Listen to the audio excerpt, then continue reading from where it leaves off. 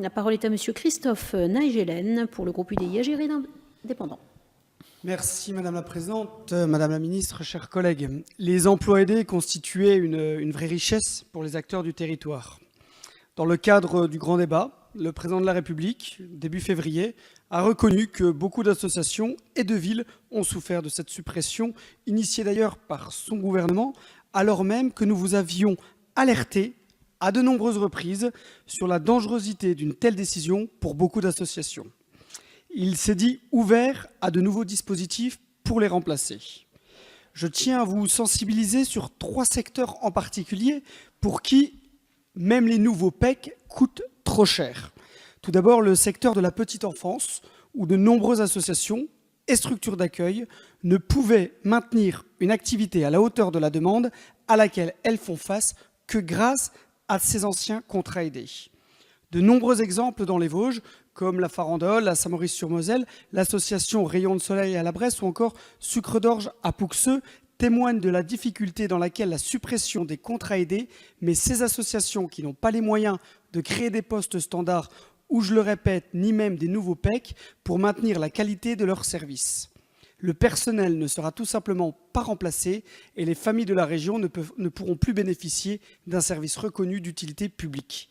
De plus, en matière d'accès à la culture et de valorisation du patrimoine régional, et là je pense au musée du textile à Vintron ou encore au musée des 1001 racines à Cornimont, qui ne peuvent fonctionner que grâce à ces contrats aidés. Et enfin, les associations sportives qui venaient renforcer le fort engagement des bénévoles grâce à ces contrats aidés. Que proposez-vous donc à ces acteurs incontournables du tissu de solidarité du niveau local ? Merci, Monsieur le député. Madame la ministre, vous avez la parole. Monsieur le député, comme je le disais, je crois que personne ne nie les besoins sociaux, au sens large, qui peuvent être culturels, sportifs, auxquels répondent les associations sur le terrain.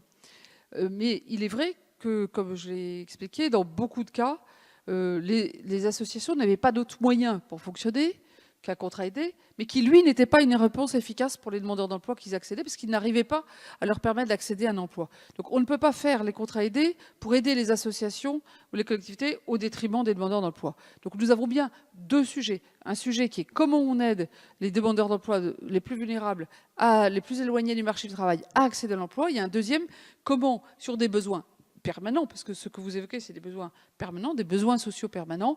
On aide le milieu associatif à monter en gamme et à pouvoir fonctionner efficacement. Donc je crois que cette année, on est dans une année de transition que tout le monde n'a pas encore complètement intégrée, mais qui va changer beaucoup de choses, parce que ne serait-ce que les 1,4 milliard d'euros qui arrivent dans les associations, qui arrivent maintenant. La plupart ne payaient pas d'impôt sur les sociétés, donc elles n'avaient pas le CICE.